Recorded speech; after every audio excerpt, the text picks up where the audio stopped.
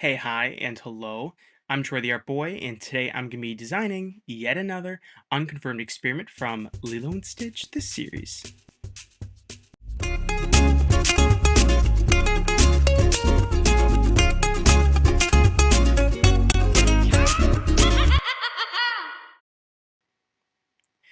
So before I get into this, I haven't posted in a while. I think it's been about 2 weeks since my last video, and this one itself is coming out pretty late, unfortunately. Ideally, I want to have videos come out every Friday, right? And that hasn't been happening. And if I'm being completely honest, that probably is not going to happen a lot in the direct future to right now. Things have just been so crazy, and I don't really have as much time as I would like to do my own art, let alone make videos and edit videos for YouTube. And also, I am so behind on commissions, and of course, I'm doing this project with Leo's Library that I have a pretty strict schedule with. So whenever I have free time, I'm usually working on art, and there are just not enough hours in the day, unfortunately. So please bear with me. I've had a couple people reach out and just make sure I'm doing okay and say they look forward to the next video. So I appreciate all of you guys. Um, and yeah, but anyways, let's get into this video. So for those who don't know, during the end of Leroy and Stitch the movie, there is a list of every experiment's name along with their corresponding number, right? So I pull from that list and I work with a friend of mine over on Instagram. Their account's name is Lilo's Library to design each and every one of the unconfirmed Lilo and Stitch experiments. I can do pretty much whatever I want. There are a couple exceptions where there are specific design aspects that Leo's Library wants me to do or try to incorporate. But generally speaking, I can kind of do whatever I want as long as it makes sense for the experiment and their function, whatever it might be. Speaking of their functions, there are general guidelines for how each experiment is organized based on their number. So, as for instance, the first 100 Lilo and Stitch experiments are categorized as being household helpers. I'm going to throw up a list on the screen of all the other different categories, but for the purposes of today's video, that first 100 are the only ones that really matter here. They're essentially designed, or at least hopefully designed, to make Jumba's life easier in the day to day, even though most of them don't really end up doing that. Today's cousin is number 042 Itch. This is a fun one. So, unlike names like Kitsch from the last video or Platts, Itch was pretty straightforward. I know what the word means, so it's easy to immediately understand why Jumba might have created such a creature. For the design, I wanted them to be tall and lean, the skinniest cousin so far. He would be on the taller side, with Lilo standing just below his chin. I love playing with the different sizes and shapes of the experiments, although most of them end up being similar to Stitch in size, meaning comparable in height, maybe a little bit shorter than Lilo. But whenever I get to stray away from that a little bit, it's always a treat, and I enjoy it. So originally, I wanted their silhouette to resemble that of a back scratcher, so they'd be long and skinny with their head almost curving backwards. Ultimately, I switched things up a little bit because I couldn't really make it work, and it wasn't really what I wanted this experiment to look like. Not to say that in the future I might not use that same design aspect. In fact, there's an experiment coming up that actually is named Back Scratcher. I think it's number 081. So be on the lookout for that. Maybe I will incorporate it there. But for here, I made their head more of a rounded triangle shape instead, which I think it works. I am really proud of this. But, and again, it is always a lot of fun to play with different shapes because at the end of the day, these are cartoon characters and truly nothing matters. For his default pose, he would have two arms coming out of his shoulders like everyone else, although I made sure to leave space both above that set of arms and below that set of arms so that he could have two more sets of arms. For those keeping track at home, that would be six arms total. A pair would be coming out of essentially his neck, with the other one coming out at around his stomach, I guess, sort of like Stitch does. So, those arms would be used to, if you can believe it, itch things. let's switch over here to talk about functionality. So I wanted there to be some kind of hiccup or flaw that kept our buddy Itch here from carrying out his function as intended. And it kind of seemed like a fun idea for Jump to forgotten to add sketch irritant immunity to their genetic code. So Itch can't really serve his purpose of scratching Jumba's itches because he's too busy scratching his own. Now, let's talk about the color palette. So this is sometimes my favorite part, usually my least favorite part of designing experiments because I don't know, things work in my head, but then I try them out and then they usually don't work, so I have to try again. And it's a pain. I have to play with a lot of different tones and make sure that it makes sense in the lineup and that the tones I have work within the universe, which a lot of times, arguably most of the time, they don't. So it requires a bit of effort, but honestly, when it works and it's totally worth it. With that being said, I wanted them to be yellow to start off. They were based off of a giraffe, in case you couldn't tell, based on their design.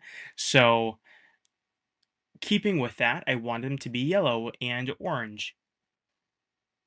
But I didn't really love it. It just read too much like a giraffe to me. And the last experiment was also yellow. Not that it really mattered, but I wanted to try something different. So I did what I always do when I can't think of what colors to do, and I made them blue. Blue's my favorite color, so maybe that's why I sort of default to that. But yeah, I'm pretty happy with it nonetheless. I usually wait until the end of the video to talk about each experiment's one shoot plays, but I really like this one and I wanted to do it here. So, as I'm sure we all remember, in the original Lilo and Stitch movie, there is an animal shelter. That's actually where Lilo adopts Stitch from. And we see the shelter again in the Lilo and Stitch episode that features Baby Fire. There, or I believe her, when she plays, is at that very shelter. She turns older dogs into puppies in order for them to get adopted more easily, which, okay, so side note, so I've been thinking about this a lot lately while writing this script. So when Baby Fire turns older animals, older things into babies, do, do they still retain like memory and consciousness of what happened before? I know that Jumba in the episode sort of retained some of his intellect, but he's also a super genius. So I don't know that that really counts. Is this just like a soft reset where maybe when they get older they're going to, regain some memories from before, or is it just a hard reset and essentially they're I don't say reincarnated, but I mean sort of. And and I'm also curious, so when Babyfire turns the dogs back into puppies, does their lifespan restart as well? So if you have a dog that's, let's say, 20 years old and they get turned to a puppy, do they have another 20 something years left? Or is the puppy going to die in a couple months? I don't know. I've been thinking about it a lot because that's crazy. And if it's just that uh, they are going to die soon, that's horrific for all these people adopting all these puppies. And if it is the case where no, it's a hard reset, then it's wild to me that they introduce immortality to this universe so flippantly. And I mean, I don't know. I guess it's not true immortality because Babyfire would also have to be immortal for it to work. But then I'm also, what happens if you just bottle up their powder stuff? Could you do that? Could you make more? I don't know. I don't know, but that has been driving me absolutely insane. So I kind of wanted to go off on a tangent there real quick. But anyways, that same shelter is where Itch would belong as well.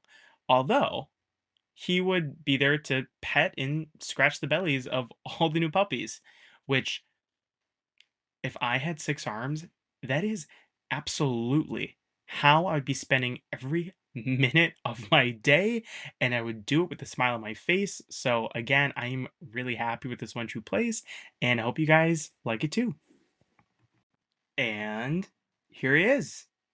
So experiment number 042 would debut in the episode name Scratch That, and he'd be activated when a beachgoer spills some coconut scented lotion onto his pod.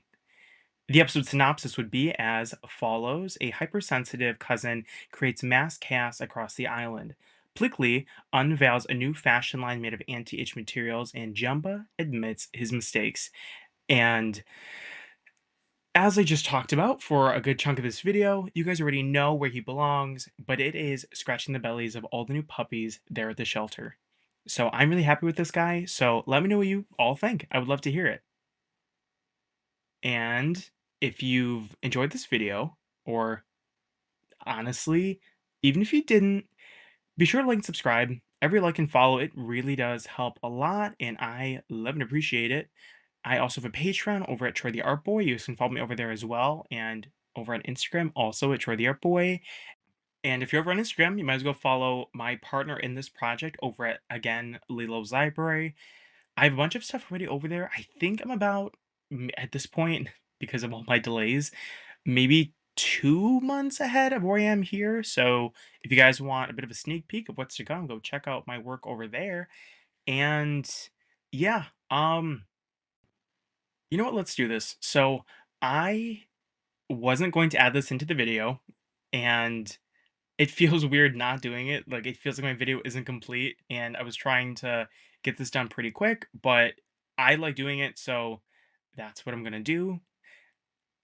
But for those of you who've seen any of my other videos, you know that at this point of the video, or I guess a little bit sooner in the video, typically, I like to shout out an artist by the name of Sketch Lampoon, who used to work with the same person I'm currently working with to do the same project, except they never finished. And a lot of the work has been really inspirational to what I'm doing. And honestly, I would not be doing it without them. So I want to do my part and, give them all the credit in the world because they deserve it. So here is what they came up with for experiment 042 itch. I love the color. I love the the green blue tones, and I like the fact that you can clearly see that they're itchy. We seemingly had a very similar idea for them itching themselves. And yeah, no, I think it's really great, and 12 out of 10. Thank you all so much for watching and sticking to the end of this video. And yeah, you'll see me in the next one. Bye.